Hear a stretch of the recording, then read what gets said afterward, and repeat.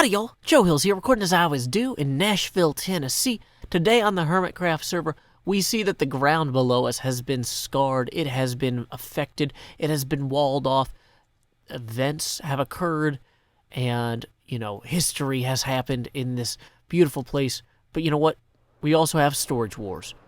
We had a big ol' Hermitcraft prank war that became some sort of uncivil war, and now it has sprawled outward into storage wars. That's right. It's like smacking terracotta into your head, but with more storage. What does it actually mean? What could it mean?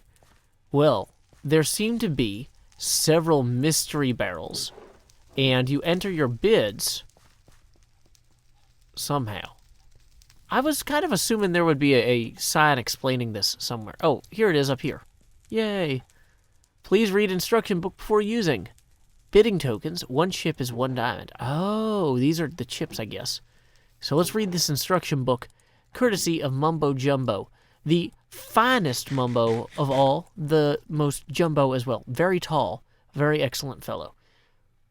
Welcome to Storage Wars. Bidding opens at 8 British Standard Time on the 7th of June or the 6th of July, depending on which way you read those. The concept is simple. Grab some of the bidding chips, rename them to your in-game name. Each chip represents 1 diamond. There are 5 different storage containers in all, with different items on the inside. When you hit the button, the door will open. Do not go inside. Do not open any chests, shulkers, or barrels. Do not break anything. 3. The door will open for about 5 seconds. You can only open each door once. You must then place your bid based on what you have briefly seen. Bidding closes at 12 p.m. BST on Sunday. Winning bidder must then swap chips for diamonds. Once diamonds have been paid, the container is yours. Head inside and see if you have spent your diamonds wisely, or if you have made a regrettable decision. :D. Extra detail.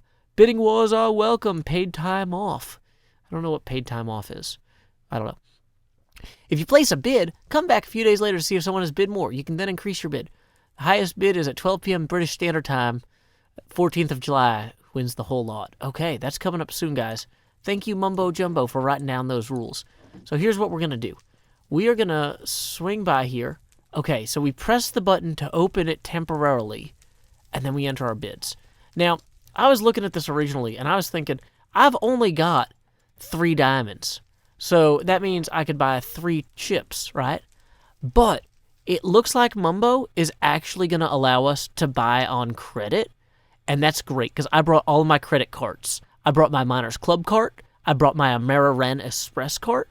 I brought my Stress Master cart, my Discover cart, my Wells Fargo cart, my Visa cart, and my Tinfoil Capital One cart.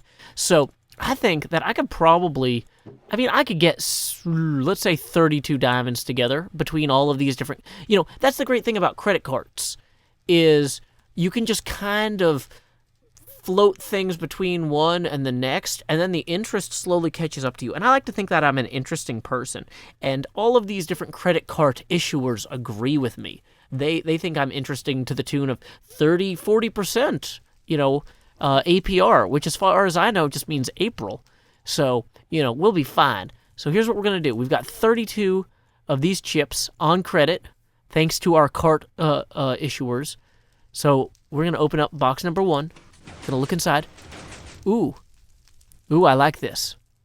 We cannot go inside, but there's some cobwebs. There's a few barrels. Okay. Let's see what number 2 is. Is this one also full of webs? Are we into the Spider-Versing this? Ooh, that one looks like ooh, there's a trident. Even if nothing else in there is legitimate, that trident is amazing. I need a trident and to not be on fire. Of the 2, I'm going to prioritize not being on fire, but trident is a close second. Okay, this seems to be a Redstoner's old storage unit. That torch is still burning, though, so, he can't have been abandoned in that too long. Let's see, door number 4. That seems to be a single shulker box. And then door number 5.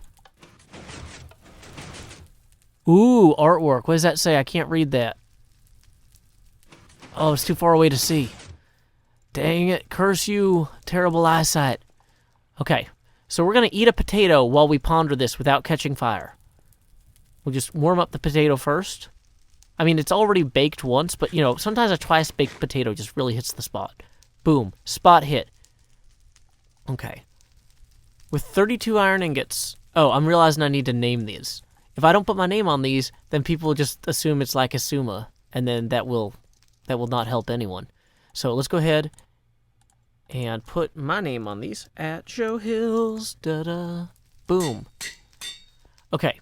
So, out of all of these, the two that are the most interesting are 4 and 5, I gotta say.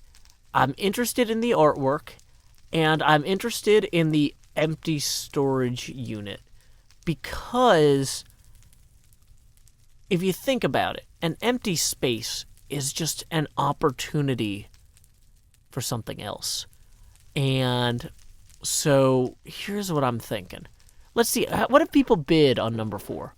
Iskall bid, okay, so 2 from Cubfan, 5 from Iskall. Here's what I'm thinking we're going to do. We're going to go ahead and bid 8. We don't want to, actually, we're going to bid 7. Because we don't want to spook anybody, right? Then we come over here to this art collection. Yeah, another. So, I don't want to be unoriginal and bid 7 twice, so we're going to bid 8 there. Okay.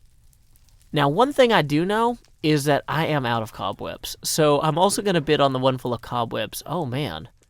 Never mind. It's not even worth my effort. Jeez. A lot of people really want that cobweb collection. I should have never gotten out of the Halloween store business. But, okay. Well, having placed our bids on 2 of the storage units, and having taken kind of a quick look, like number 3, Asuma and Cub are already, they're battling their neck and neck there. Asuma blowing away bids for number 2. And then, you know, once again, that Unit 1. I'm interested in those cobwebs, but I just can't afford to take that kind of risks. Even spreading out all my debt among all these carts, you know, there's only so much I can do and still be a responsible cart holder. Now, I do have 3 diamonds, and I do need to get some fireworks, because this is my last 25 fireworks, you know, which is not enough to apparently even get into the air. There we go. Slightly less disappointing that time. Now, I heard that shopping at Sahara is the ideal way to get new fireworks. I figure we might as well swing by there. You know, if we're patronizing one of MumboJumbo's locations, we might as well visit a second. Since he's on our approved vendor list, we've already gone through and checked out his you know, corporate background and whatever. Made sure he's not doing anything that we disapprove of with his earnings. So, why don't we see what the price is for fireworks? Maybe I can go ahead and buy some fireworks here. So, from what I remember, okay, 4 stacks per diamond. Hey, that sounds pretty good. So, what was it? Press 0 on items, or Q on items you wish to buy. Well, I rebound that somehow. What is the button I rebound that to? Is it this one? Hey, I think that worked. So that should have lit that up there. Great. Order received. So then, what we need to do is wait for the 3rd light and hit the confirm button. There's our 2nd light. We haven't pressed anything yet. Order arrived at the warehouse. Now we're waiting for the customer to confirm order. Hey, that's me. I love confirming things. Hey, we got a nice little note there. Now, the order is going to arrive at the storefront, presumably right over here. Each shulker gives 1 set of your order. Great. Now, I might need to just, like, I don't know, get rid of these sticks. We probably shouldn't just leave sticks on the ground in a shop. That's rude. So we'll throw them into this portal to the great beyond. Goodbye, sticks. Then we'll have room to receive the thing. Wait, do I need to press the confirm order again? I mean, it made a tone, so I guess it's on its way. Hey, there it is. Boom. And then, what is it? We put our payment then down here, right? Collect receipts and pay what is due. Rockets, 1 diamond. And there is 1 diamond. And now we have... Why do we have so much random broken stuff? Well, we're going to throw this bow into the great beyond as well. There we go. And, yeah. Now Endermen will run around with bows and arrows and hopefully not hurt our friends. Sometimes there's a responsible way to dispose of weapons, and as a nation, that should be a priority for us. Personally, though, I'm going to admit I failed at that today. You know? Maybe I'm not the best credit cart holder. Maybe I'm not the best weapons disposal expert. And, you know, I think I lost some sticks, too. Which, you know, a child can keep track of sticks. So, yeah. Feel free to judge me harshly in the YouTube comments section below. I'm going to take these fireworks and head out to mine somewhere pretty fine down one of these places you get to by flying. Assuming I can remember where it is. I went flying in search of a mine, but you know what? Sometimes we get a little bit more fortunate than we intended. And instead of going and doing a bunch of digging for this part of the episode, I'm going to talk a little bit about the Ryder Cup, in which the USA and the EU went face-to-face here at the ConCorp Country Club. And wow, it was quite the contest. Now, I got to tell you guys a little secret. Two things, actually. One, when we were competing for this cup here, there was a little bit of contention about, you know, what should happen to the cup at the end. So some people were like, well, you know, I think the cup should go to the winners. Now, if the winners was not ConCorp, then it was going to go somewhere else. But ConCorp has decided they're going to keep the cup. And, you know, that's fine because, you know, America did win and ConCorp's 2/3 American or whatever. But you know what? I am going to go ahead up here. One of the whole reasons I competed in this was because I lost my beloved trident, Mjolnir's hammer, in the battle against the incredible Withers. And I was like, if we win this, I can take home a new trident with an even more obnoxious name. And so here's what we're going to do. We're going to open-handed click on that to try and... Nope, that's not how. Okay, is there a way to remove that without... Uh-oh. So we're going to have... Boom. Oh, it actually is labeled Ryder Cup 2019 Champions. Well, I still want to rename it. I still want to rename it because I already decided I was going to, but that's fine. And I think somehow I've accidentally got that golden helmet on. Dang it, golden helmet. You have one job.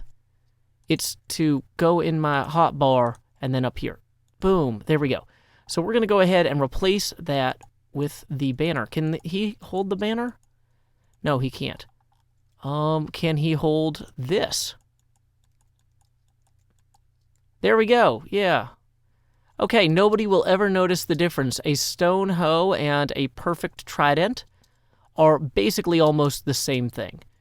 So, now we have our humble replacement for Mjolnir's hammer here. You might say, Joe, but you already have 3 other tridents. Well, those 3 other tridents actually need to go back in the box here. We have to return all of our leftover materials at the end of the tournament. Now, one thing we don't have to return.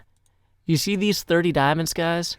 Fun fact. During the tournament, a lot of my Patreon community friends were like, Joe, if you're going to have an Ocean's 11 style heist of ConCorp, then shouldn't you do that during this country club Ryder Cup thing? Shouldn't we just have this big heist, Ocean's 11 style, where you slip Ren a key card, and then Grian, meanwhile, is doing something, and Mumbo's yelling bananas, and it's just bananas? Well, let me tell you something about coordinating people on the Hermitcraft server. Basically, anybody who was free at the time of the country club Ryder Cup was participating in the Ryder Cup. So I thought, man, what a wasted opportunity for a heist. But Cub Fan and Scar decided to bet a bunch of diamonds on the final hole. And then when they tried to pay the British folks who won the hole, the British folks refused to accept the diamonds. And I don't even understand why. It was some sort of weird cultural miscommunication thing. I don't understand it myself. But core concept, everybody left a bunch of diamonds on the ground. So then I just walked over and I said, okay, let's shake everybody's hands. I walked up to Asuma with an open hand. I'm like, good game, Asuma, picking 15 diamonds up off the ground. Good game, False Symmetry, picking 15 diamonds off the ground. And boom, I have officially heisted 30 ConCorp diamonds, which is enough to cover all of the credit carts from earlier this episode. We can now go back to Storage Wars and bid on everything up to 32 diamonds worth. So my initial chip purchase is now completely covered thanks to my mad heisting skills. You know, I'm not Ocean's 11 over here. I'm Ocean's 32 years old. So I'm a little bit more mature than George Clooney. I get that. But you know what? We can't all be men of constant sorrow. Anyway, with that in mind, let's go ahead and head over to Storage Wars, see what people have bid in the intervening few days, because a few days have gone by, and go ahead and make some upgraded bids. 17 labeled chips in hand, we return to the Storage Wars land. Now, one thing that Mumbo has changed since we were last here is he is now allowing people to reopen each thing if they plan to bid. So, like, if I wanted to upgrade a bid or add a bid here, whoa, this one's up to 42 from Impulse already. I don't even know if I'm going to bid on that one, so I probably shouldn't open that. Now, number 2, up to 64, probably can't afford to bid on that one. Really? Up to 64 from Ren and Asuma on number 3. Well, that's fine. I wasn't that interested in number 3 anyway. Here's my 7, and it's been beaten by Scar bidding 128. Dang it. Wow, I might just be outbid on everything across the board here. Except for the art. In the art, I've already bid 8. And if I drop... Now, one thing I can do is because I know I wasn't going to win this one anymore. Like, they've outbid me there. I can go ahead, and I know I still have the diamonds to back this purchase. I can get 7 more chips and add them to what I've got already here, and that will bring me up to 32, and I'll still be 1 shy of beating Impulse. Dang it. But you know what? You know what? That's fine. We can get 1 more diamond. We got 30 diamonds already. Just by heisting ConCorp 1 time. Make sure there's no other hidden diamonds here. Nope, no hidden diamonds. But there are some extra iron ingots. So we're going to take some of our iron ingots. We're going to rename them here. And we're going to rename them to at Joe Hills. Done. Yeah, let's go ahead and bid 35. Now, we do get to look at the art collection one more time before we bid. So just as a quick reminder, look at that. Look at that beautiful artwork. I can bid 35 diamonds on that. There we go. At Joe Hills. Boom. Beaten Impulse, beaten Ren. I think that that's, an episode. But you know what? You might have noticed that this episode was mid-roll ad-free. That's thanks to $50 a month Patreon sponsor Kathleen Heath. In lieu of that mid-roll ad, I will now read a haiku of my own devising. This one, I will say, was inspired by some of my YouTube commenters. You know, last episode, I gave you a prompt for a poem, and you wrote poems. Then I said, what could I use that people comment as a prompt for a new poem? And I came up with this. Shop at Sahara is 5 syllables. I guess. Could be a haiku. Until next time, y'all, this is Joe Hills from Nashville, Tennessee. Keep adventuring.